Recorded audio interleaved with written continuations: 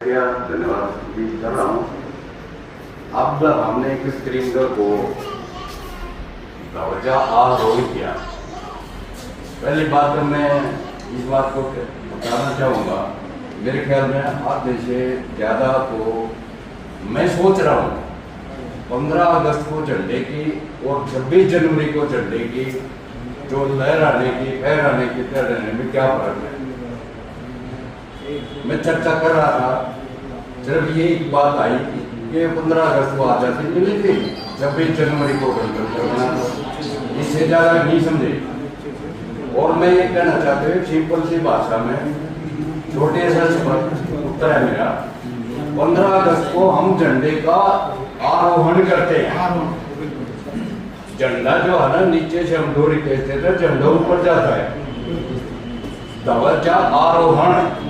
कल अखबारों में पढ़ोगे, आज भी पढ़ोगे कि फलाना आदमी ने ध्वजा आरोहण किया 15 अगस्त को।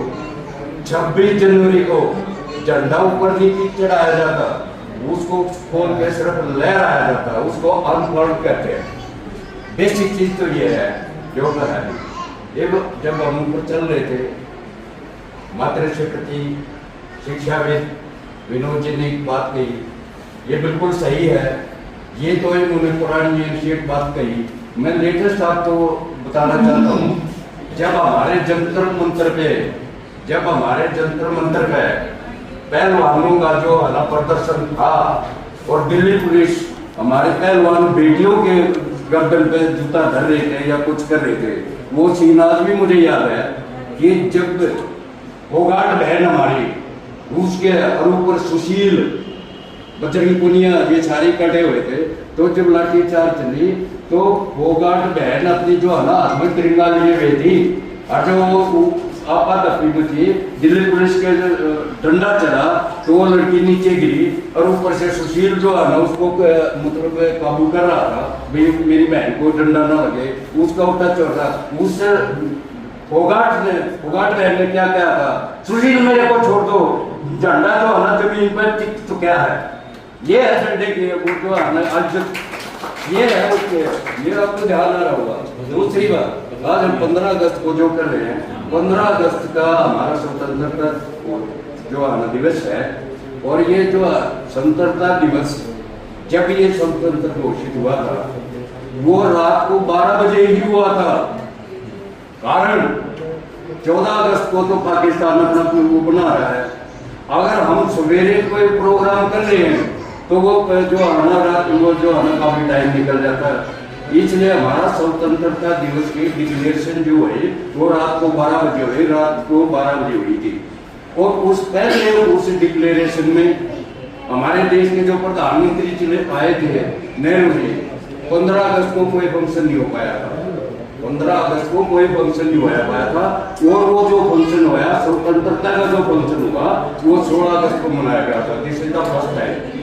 ये कुछ है नहीं। अब बात आ गई हमारे तिरंगे की, हमारे शहीदों की।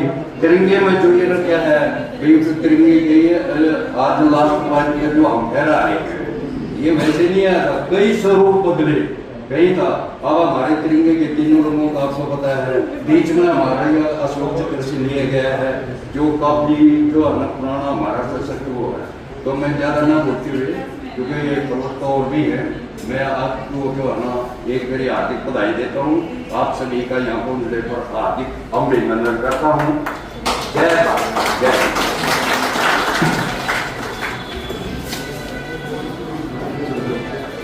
Sir, for your knowledgeable words.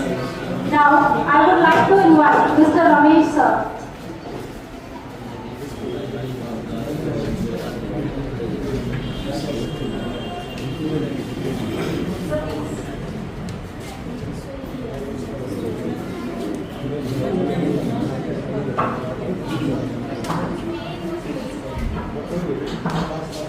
सर्वप्रथम कोरोना के सागर तथागत को नमन करते हुए परम पूज्य बाबा साहब डॉक्टर भीमराव के चरणों में वंदन करते हुए इस आज़ादी की पावन पर्व पर उपस्थित सभी शिक्षाविद, सामान्य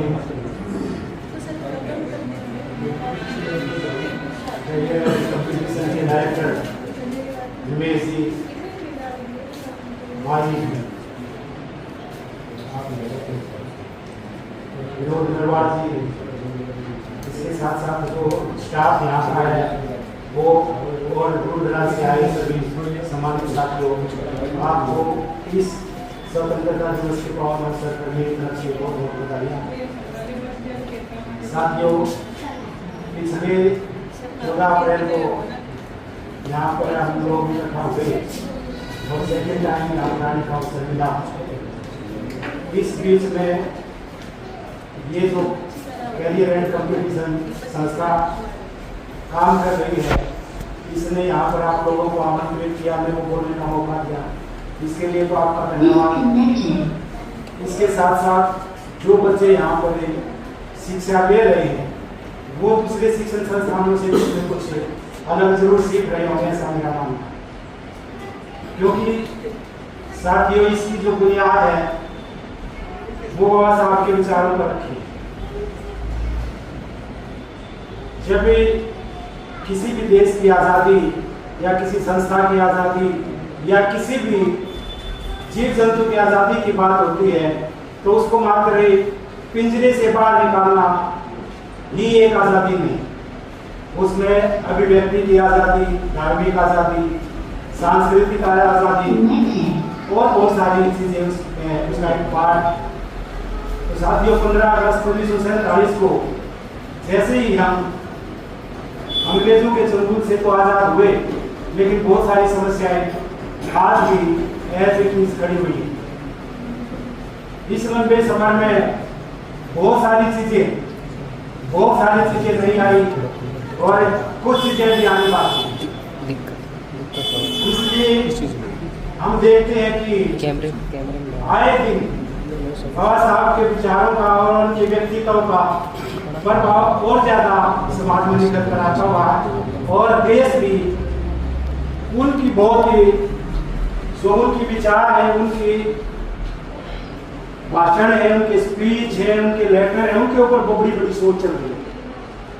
जब भी कोई भी सरकार फेल होती है, कोई भी इंस्टीट्यूशन फेल होता है तो वो कॉन्स्टिट्यूशन की शपथ खाते हैं, बाबा साहब की फोटो दिखाते हैं। भले ही बहुत सालों तक सरकार इनको लगाती रही, इनके चित्रों को भी छुपाती रही, इनके लिटरेचर को भी छुपाती रही, लेकिन विदेशों की कई यूनिवर्सिटियाँ जिन्होंने बाबा साहब को अपने सिलेबस में डालकर उनके कार्यकलापों को दुनिया तक पहुँचाते हैं, उनके कद को काफी बढ़ा कर दिया। अब इस आज़ादी के जो मायने, जब स्वतंत्रता संग्राम चला हुआ था तो इस देश के करोड़ों लोगों ने, लाखों लोगों ने अपनी आहुति दी, लेकिन बहुत सारे नींव के पत्थर बने रहे, कुछ लोग पटल पर आए। लेकिन जिसके पास भी जो साधन थे, किसी के पास तलवार थी, किसी के पास बंदूक थी, किसी के पास लाठी थी, किसी के पास बाहुबल था, सबने अपने अपने तरीके से लड़ाई लड़ी और उनके अथक प्रयासों के बाद ये देश आजाद हुआ।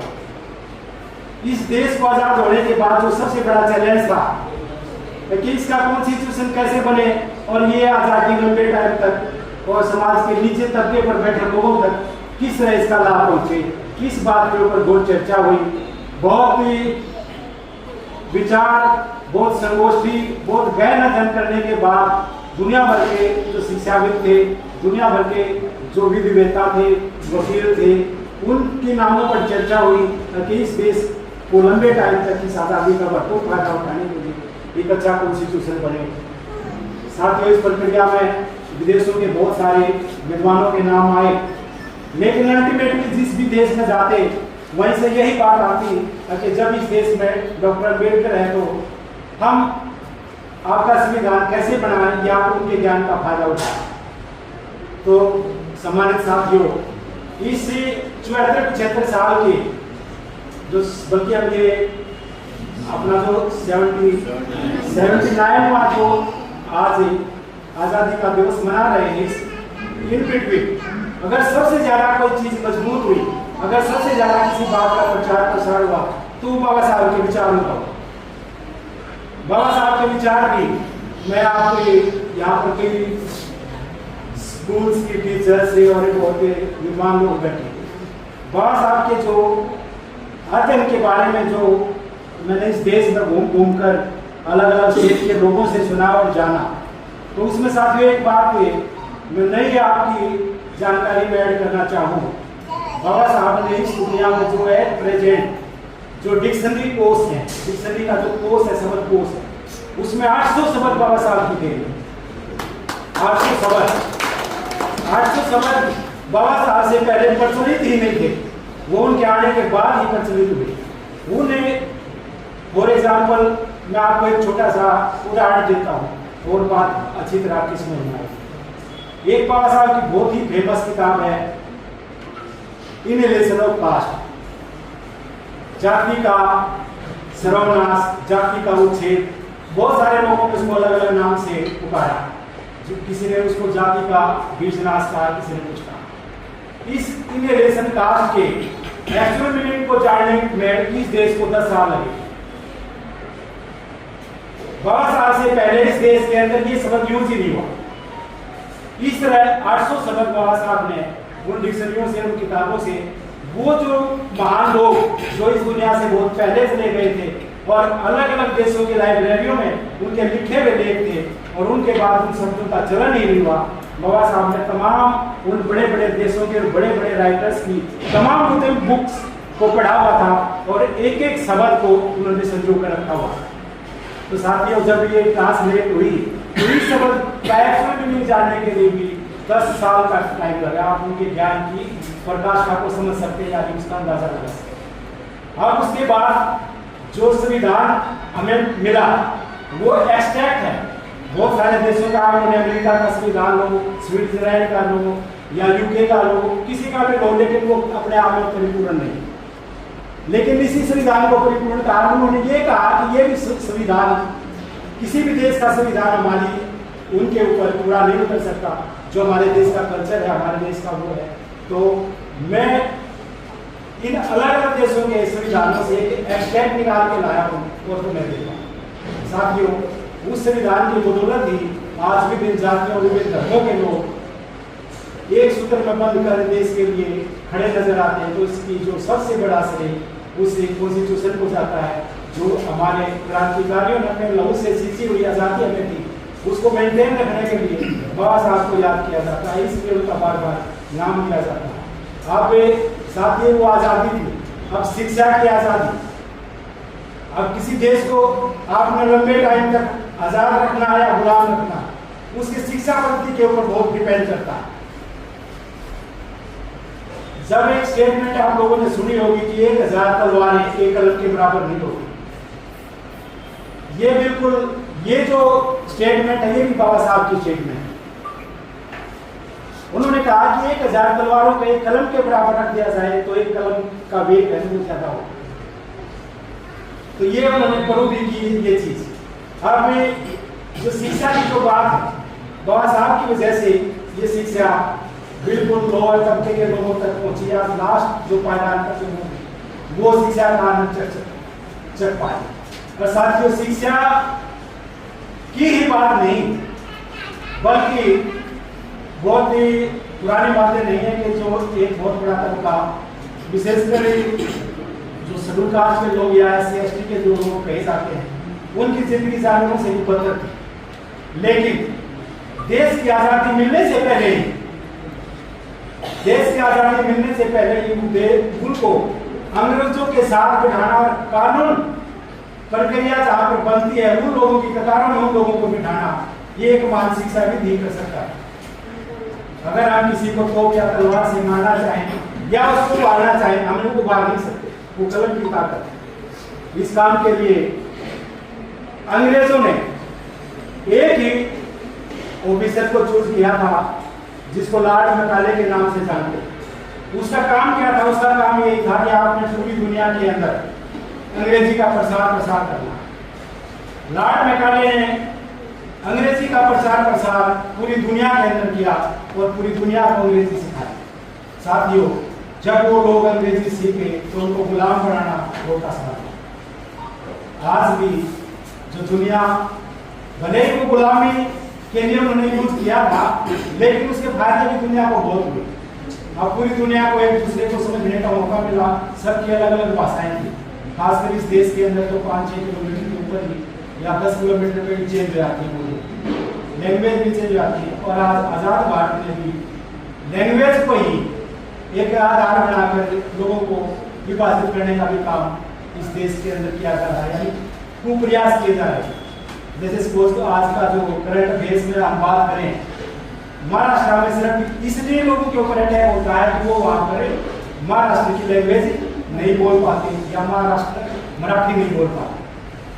तो ये आप इस बात को इस एंगल से समझ सकते हो कि एक अंग्रेजी अगर ना होती वो कैसे राज करते और कैसे इन लोगों की अपलिफ्टमेंट होती और कैसे ही जैसे इंग्लिश इस देश में आई तो बाबा साहब को बाहर जाने का मौका मिला और दुनिया को समझने का मौका मिला। दुनिया में क्या क्या सिस्टम उनको समझने का मौका मिला, जाति पाति और धर्म देवता कहाँ कहाँ ये समझने का मौका मिला, एक भगवान की लिमिटेशन क्या है ये समझने का मौका मिला। ये सारी चीज समझने के बाद उन्होंने ये बताया कि ये जो लोगों के ऊपर थोपी गई चीजें हैं जो उनकी शिक्षा में बाधक बनती है वो यही इसी देश में है, बाकी दुनिया में ऐसी कोई विधान नहीं जो एक गरीब आदमी को एजुकेशन लेने से हो। साथियों, एजुकेशन के ऊपर उनके बारे में जितना भी बताया जाए उतना कम, लेकिन अब जो आज़ादी की बात है वो आपको शैक्षिक के आज़ादी नहीं, उन्होंने आपको धार्मिक आज़ादी दी, उसको मेंटेन रखा। आप किसी भी धर्म को मानते हैं आप इस देश के अंदर रह सकते हैं। किसी भी देश के आदमी को उस अपनी पद्धति से किसी भी धर्म के आदमी को अपनी पद्धति से पूजा या अर्चना उपासना करने का पूरा राइट ये हमारा कॉन्स्टिट्यूशन देता है। ये भी तभी संभव हो पाया कि एक शिक्षा विद ने हमारा कॉन्स्टिट्यूशन बनाया। अदरवाइज अंग्रेज आए, उन्होंने अपनी लैंग्वेज दी, मुगल आए उन्होंने अपनी लैंग्वेज दी। उससे पहले कोई इस इंडिया के अंदर कोई लैंग्वेज थी ही नहीं। हर स्टेट अपने आप को एक राष्ट्र समझता था, हर राजा अपने आप को एक देश का मालिक समझता था। साथियों, ना ही देशभक्ति की कोई भावना थी और ना ही कोई एक सूत्री कोई कार्यक्रम था। इस आजादी में जिन लोगों की भूमिका है हम उनको वंदन करते हैं, अभिनंदन करते हैं। आप भी एट प्रेजेंट में अगर आजादी के कंसेप्ट की बात की जाए, आप देखते हो कि बहुत ही अलग अलग तरह के न्यूज आप इस देश में सुनते हो। जो वोट का राइट ये आजादी हमें देती है, अपने प्रतिनिधित्व अपने रिप्रेजेंटेटिव चूज कर हम उसमें भेजते हैं जो इस देश को चलाते हैं। अब उसके ऊपर एक उठाघात आपकी सबसे बड़ी आजादी के ऊपर छीनने का ये प्रयास है। तो साथ ही आजादी तभी मेंटेन होगी जब आपके राइट मेंटेन होंगे, जब आप उस अधिकार को अच्छी तरह समझ पाएंगे। तो अपने अधिकार को समझने के लिए ज्यादा जरूरी है कि आप की शिक्षा दीक्षा अच्छी तरीके से हुई हो और अच्छे उससे हुई हो। अच्छे तरीके से आपकी शिक्षा दीक्षा हो, इसके लिए आपको अच्छे स्कूलों की जरूरत है, अच्छे कॉलेज की जरूरत है, अच्छे शिक्षकों की जरूरत है। उसके बाद भी जब आपकी रिक्वायरमेंट फुलफिल नहीं होती तब आपको कोचिंग और ये कैरियर एंड कंपटीशन जैसी संस्थाओं के लिए आज के टाइम में बहुत ज़्यादा जहाँ पर आपको ये नॉलेज के साथ साथ ज्ञान जिसको कहते हैं व्यवहारिक ज्ञान भी आपको दिया जाता है। स्कूल में तो बच्चे वही पढ़ पाते हैं जो बाहर एक्स्ट्रा के कोचिंग लेते हैं या सेम इंस्टीट्यूशन से अच्छे टीचर से पास में कोचिंग लेते हैं, वही बच्चे आज कामयाब होते हैं।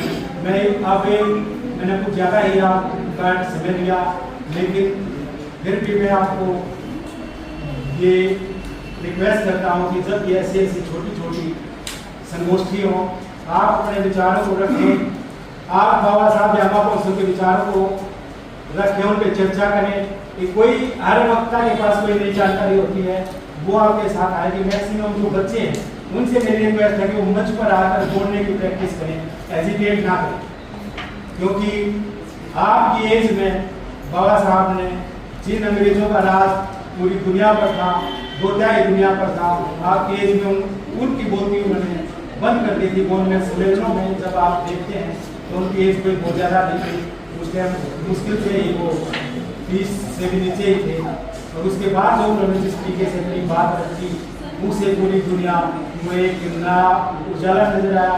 तो मेरी रिक्वेस्ट यही है कि आप पीछे की कतारों में ना बैठकर आप अपने अंदर का जो हुनर है, आपका जो टैलेंट है उसको बाहर निकालें।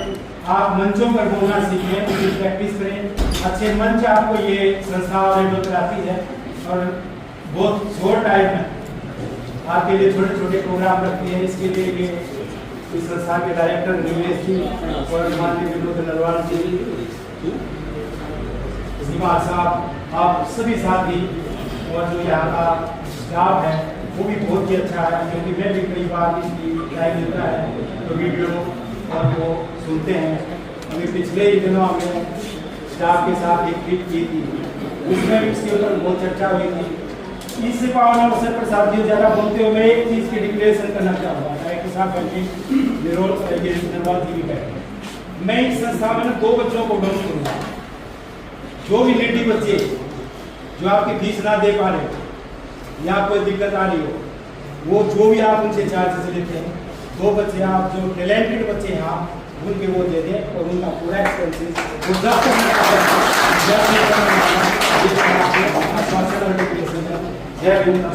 बहुत बहुत आता है। So big round of applause for the sir. Now I would like to invite Lokesh, Mr. Lokesh.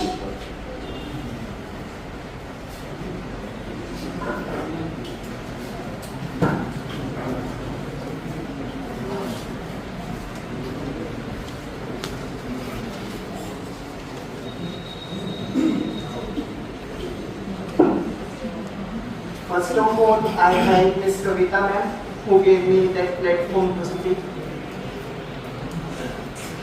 पानी न हो तो नदियाँ किस काम, पानी न हो तो नदियाँ किस काम, आंखें न हो तो ये आंसू किस काम के, दिल ना हो तो धड़कन किस काम के, और अगर हम वतन के काम ना आए तो ये जवानी और ये जिंदगी किस काम।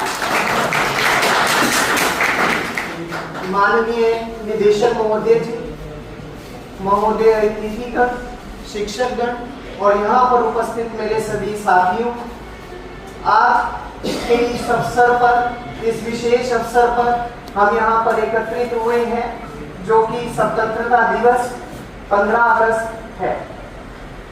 यह दिन है अभिमान का, भारत माता के मान का, नहीं जाएंगे रक्त व्यर्थ हमारे वीरों के बलिदान को। ये दिन सिर्फ तिरंगा फहराने या मिठाइयां बांटने का नहीं है, बल्कि यह दिन उन स्वतंत्रता सेनानियों को याद करने का है जिन्होंने अपने प्राणों की हंसते हंसते आहुति। 15 अगस्त 1947 के दिन जब भारत ने अंग्रेजी हुकूमत की बेड़ियों को तोड़ा और यह स्वतंत्रता जो हमें केवल एक ही दिन में नहीं मिली बल्कि दशकों का इसमें संघर्ष, बलिदान और इनकी अनेक कहानियां रही, जिसमें नेताजी सुभाष चंद्र बोस, महात्मा गांधी, भगत सिंह, सुखदेव राजगुरु, सरदार वल्लभ भाई पटेल जैसे अनगिनत स्वतंत्रता सेनानियों ने इस सपने को साकार करने के लिए अपने प्राणों को हंसते हंसते इस देश के लिए न्यौछावर किया। लेकिन एक नागरिक के रूप में मेरा मानना है कि आजादी का मतलब केवल खुले आसमान में सांस लेना नहीं है, बल्कि यह एक जिम्मेदारी भी है। हमें आज यह सोचना चाहिए कि क्या आजादी के इतने सालों बाद भी हमारे देश के हर नागरिक को अधिकार प्राप्त है? क्या सभी को अच्छी शिक्षा प्राप्त है? क्या सभी को सम्मान के साथ जीने का अधिकार प्राप्त है? जब तक हमारे देश का हर आखिरी व्यक्ति विकास से जुड़ नहीं जाता, तब तक हमारी आजादी अधूरी। आज आप सब देख सकते हैं कि किस प्रकार भ्रष्टाचार, गरीबी, बेरोजगारी, नशा जैसी अनेक घातक समस्याएं हमारे देश में, हमारे समाज में अपना स्थान बना रही है। मैं व्यक्तिगत तौर पर कहूंगा कि समाज से जब तक गरीबी दूर नहीं हो जाती, गरीब के घर भी चूल्हे जल नहीं जाते, गरीब जब तक भारत माता की जय और सत्यमेव जयते नहीं कहता, तब तक हमारी आजादी अधूरी है। मैं तब कहूंगा हम आजाद हैं जब भ्रष्टाचार खत्म होगा। मैं तब कहूंगा हम आजाद हैं जब बेरोजगारी खत्म होगी। मैं तब कहूंगा हम आजाद हैं जब सबको समान अधिकार मिले।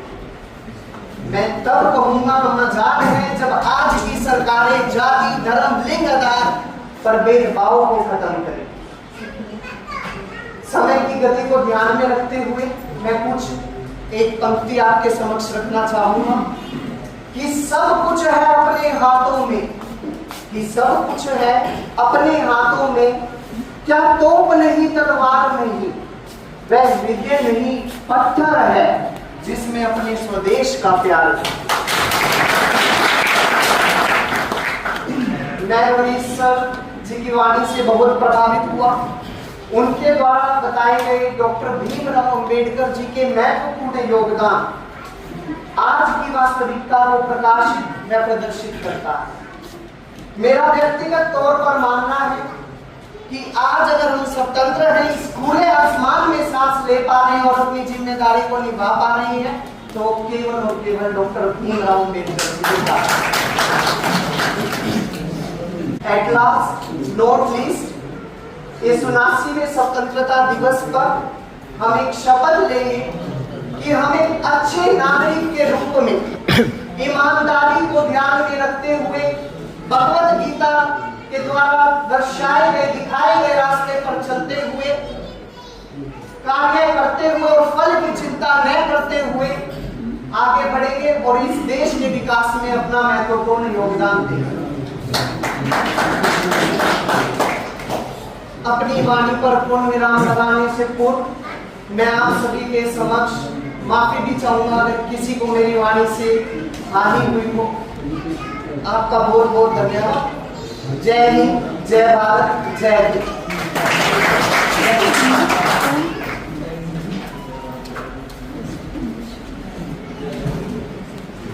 Thank you, Lokesh. Now, I would like to invite Vijender sir. Sir, please.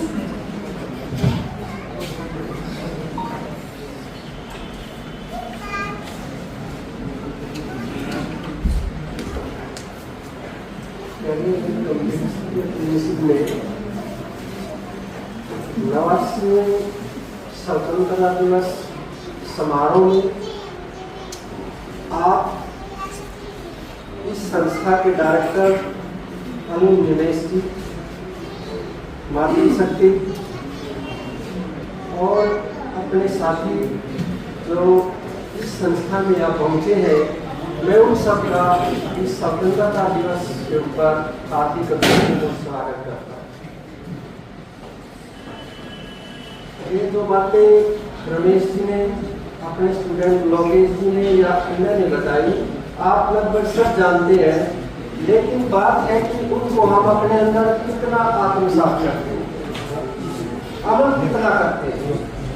Ramesh ji ने बहुत अच्छी बात कही थी कि शिक्षा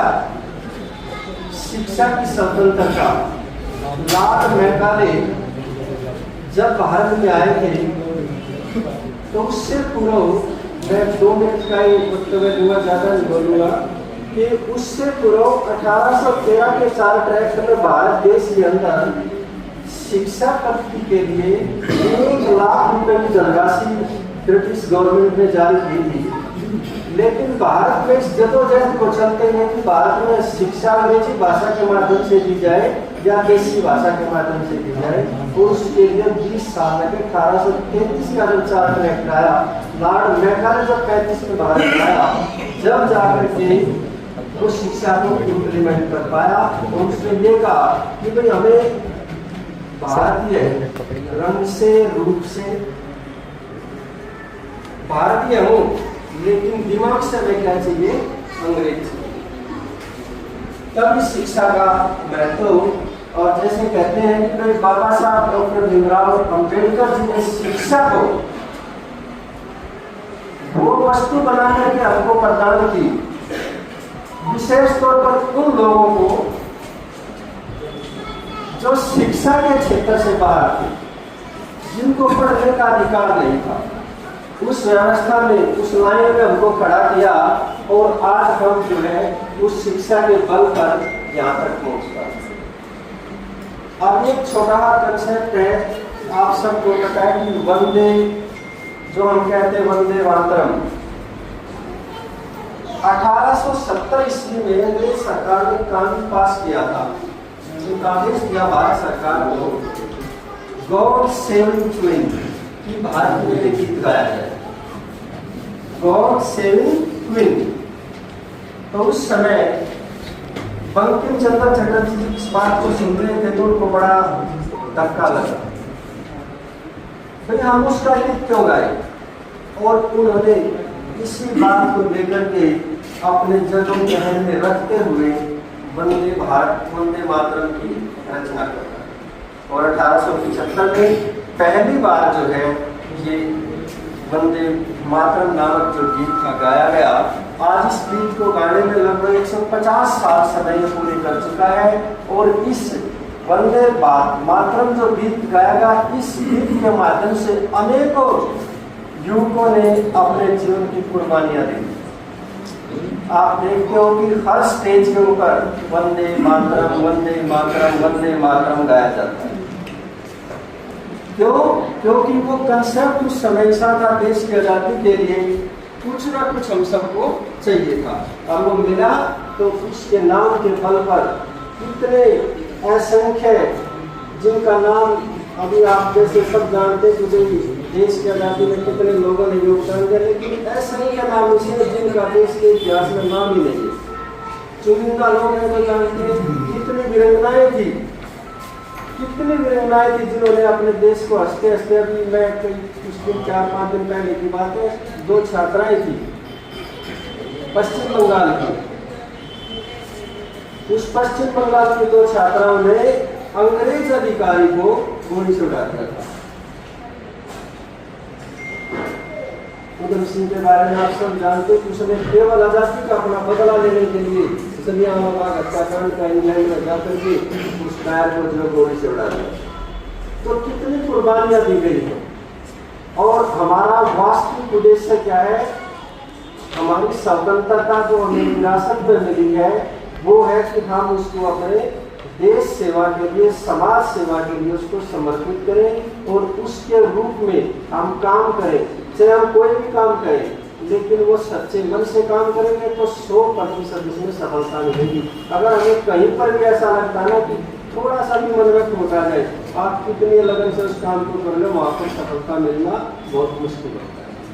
तो भाई ज़्यादा न बोलते हुए मैं एक बार सबसे यही अनुरोध करता हूँ कि भाई जिस प्रकार आप एकजुट रहते हो, एक समय मिलता है, जितने कहने का अभिप्राय यहाँ पर सारे मिशनरीज हैं, तो अपने मिशन के लिए भी जो है ना काम करते हैं।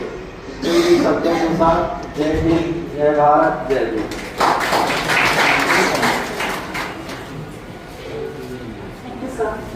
Now it's a time. So big round of applause.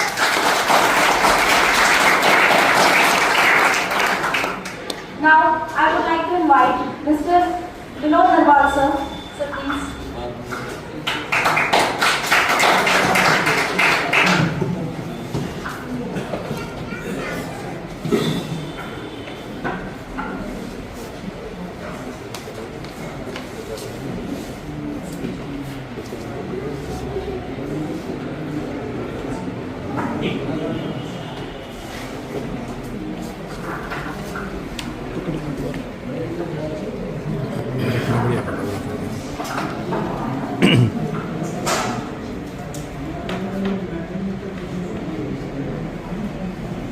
आप सबका यहाँ पहुँचने पर अभिवादन है।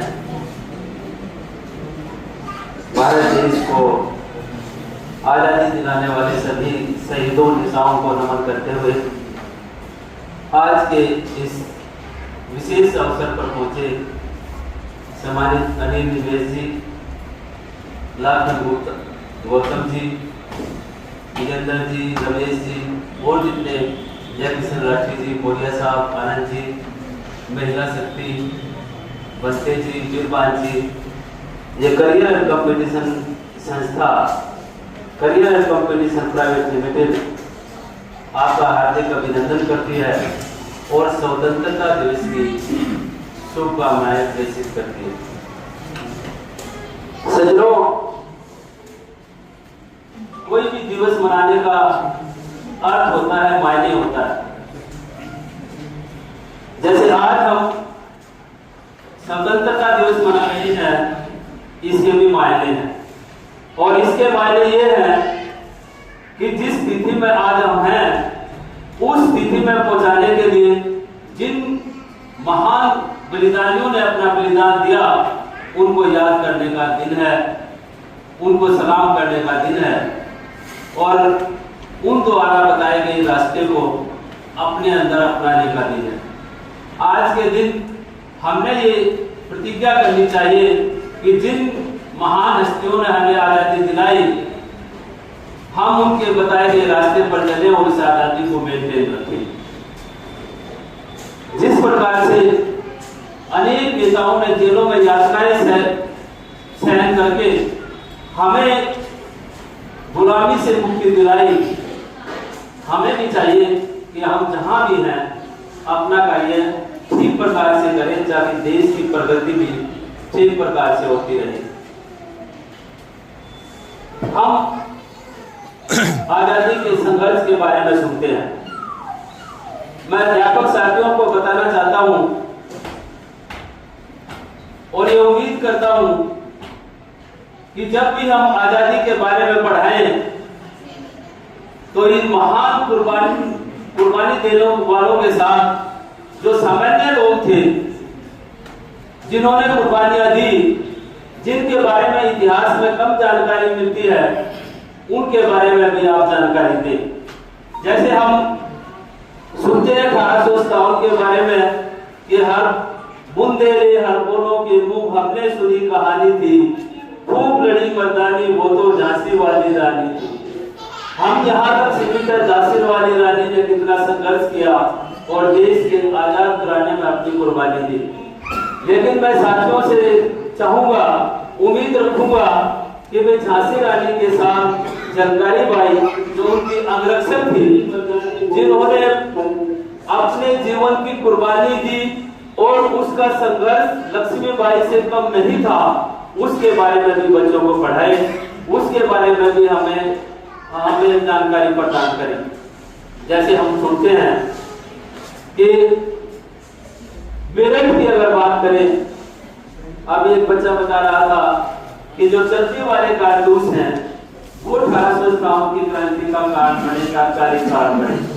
और हम पढ़ते हैं कि मेरठ से उस क्रांति की ज्वाला भड़की और उसको भड़काने वाले थे, उसकी जो अंग्रेजों का विरोध करने वाले थे वो थे मंगल पांडे। हम मंगल पांडे के बारे में पढ़ते हैं और पढ़ाते हैं, लेकिन भूल जाते हैं कि जिस ज्वाला को भड़काने वाले एक और दूसरे शख्स थे जिसका नाम माताजी भंगी था, उसके बारे में भी अध्यापकों से मैं चाहूंगा कि उसके बारे में भी जानकारी दें। मेरे कहने का तात्पर्य यह है कि सामान्य आदमी जिन्होंने इस स्वतंत्रता दिलाने में अपनी कुर्बानी दी, उनको भी हम याद रखें। हम याद रखें अपने सोनीपत जिले के निवासपुर गांव के उद्यमी राम एक जाट किसान होते थे जो कोल्लू में डाल दिए गए, उसके स्मृति में ताऊ देवलाल पारिक को कोल्लू भी रखा हुआ है। हम उसके बारे में बताएं कि उद्यमी राम किसान होता था जिसने अपनी अंग्रेजों का विरोध करते हुए अपनी जान दे दी और कोल्लू के बीच से उसको मारा गया। ऐसी ऐसी जानकारियां भी हम अपने विद्यार्थियों को दें, अपने समाज में फैलाएं।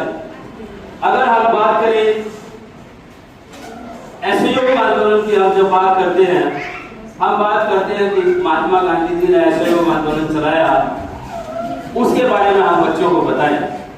लेकिन वो असहयोग आंदोलन जब बंद हो गया, चोरी चोरा कांड एक हुआ, जिसके बाद गांधी जी ने वो असहयोग आंदोलन वापस ले लिया।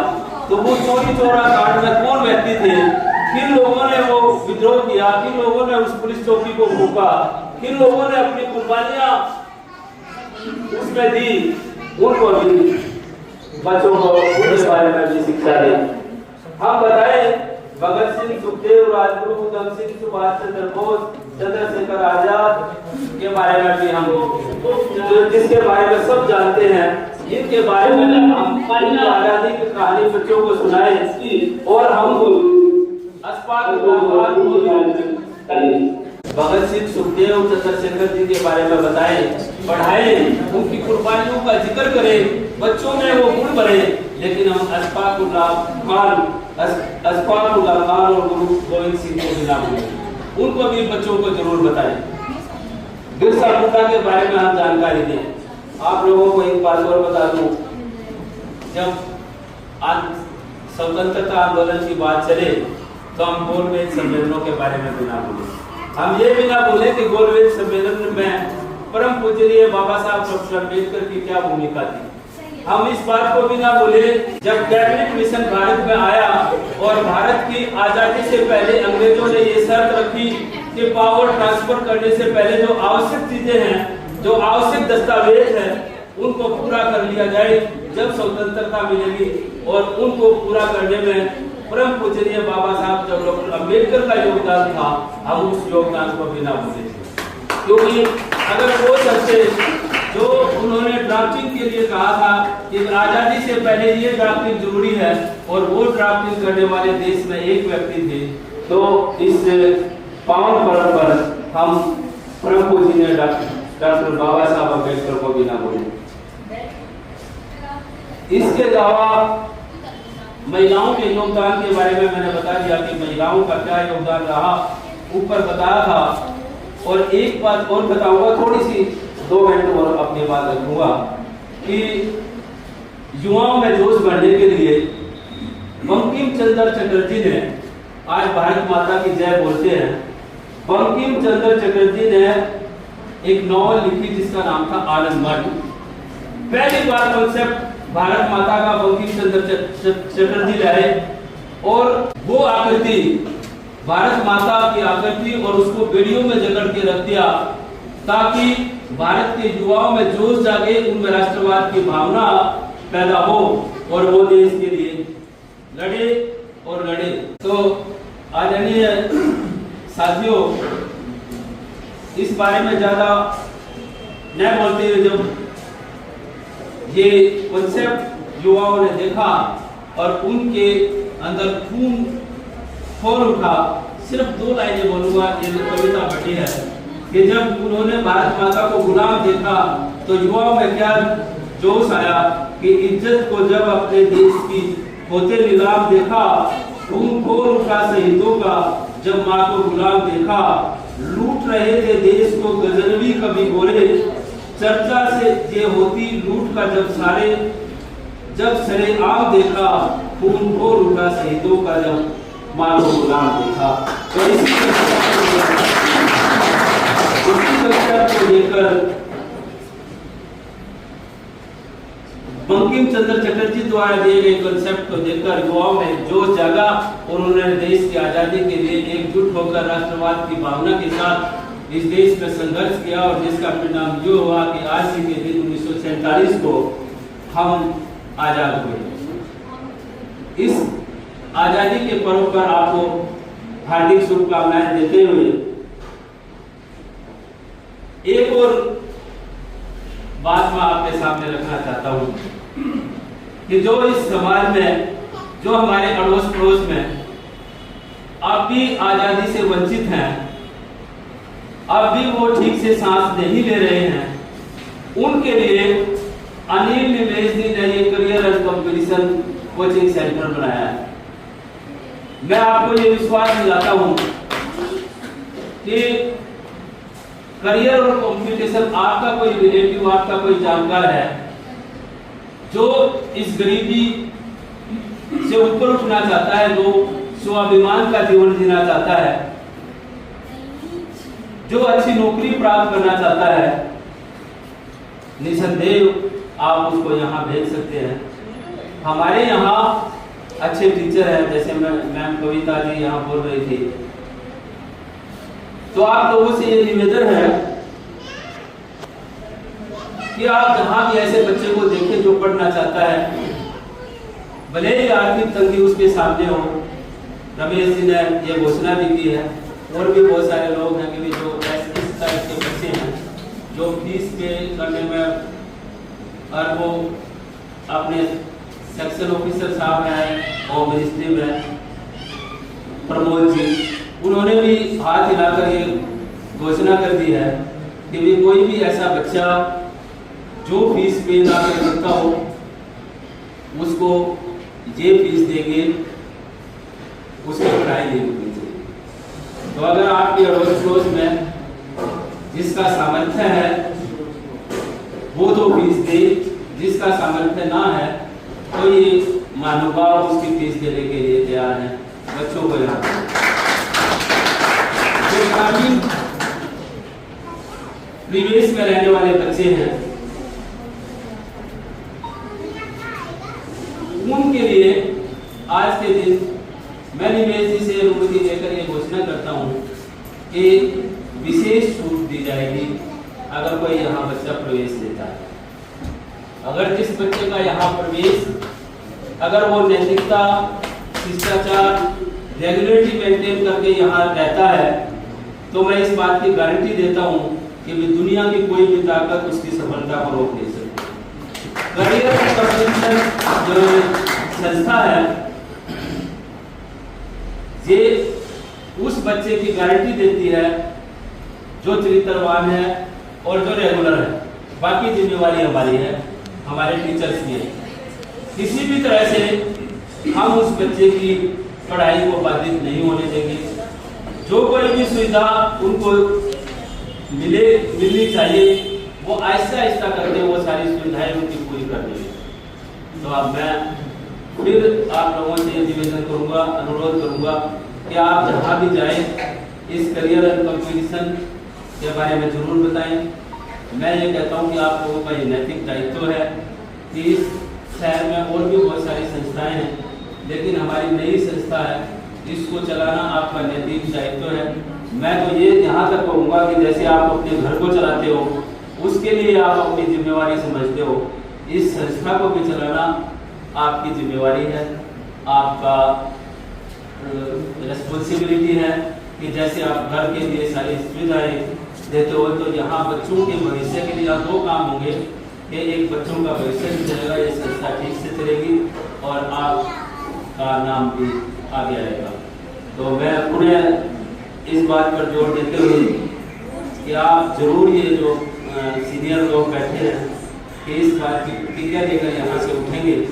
बाकी जिम्मेवारी हमारी है। अगर आर्थिक रूप से उसकी कमजोरी है, वास्तव में आर्थिक रूप से कमजोरी है वास्तव में, तो उसको हम देखेंगे।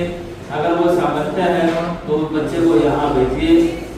ऊपर लाइब्रेरी की व्यवस्था, अच्छी लाइब्रेरी की व्यवस्था है और लाइब्रेरी में यूनिक लाइब्रेरी, मतलब यूनिक इन द सेंस कि यहाँ मैथ, रीजनिंग और इंग्लिश का टीचर 9 बजे से 5 बजे तक रहता है। किसी भी बच्चे का कोई लाइब्रेरी में डाउट है तो वो डाउट भी यहाँ फ्री ऑफ कॉस्ट क्लियर किया जाता है। तो संभवतः ऐसी लाइब्रेरी कहीं होगी जहाँ बच्चे के डाउट भी क्लियर किए जाते हों, टीचर यहाँ शाम तक अवेलेबल रहते हों और टीचर भी के जो वेल एजुकेटेड टीचर हो। ये दूसरी बात है कि अभी हम मतलब उस बात को नहीं समझ पा रहे, लेकिन मैं आश्वासन दिलाता हूँ आपको कि एक टाइम ऐसा आएगा कि जब लोगों को ये बात समझनी पड़ेगी, मजबूर होना पड़ेगा कि चलो अगर बच्चे का भविष्य चाहिए, बच्चे की उन्नति चाहिए, तो इस करियर एंड कंपटीशन की सीढ़ियों पर चढ़ना पड़ेगा। और जब करियर एंड कंपटीशन की सीढ़ियों पर आपका पैर रखा जाएगा तो यूँ समझ लेना कि आपकी सफलता निश्चित। इन्हीं शब्दों के साथ पुनः आपको हार्दिक शुभकामनाएं देते हुए जय हिंद, जय भारत, जय हिंद, जय किसान।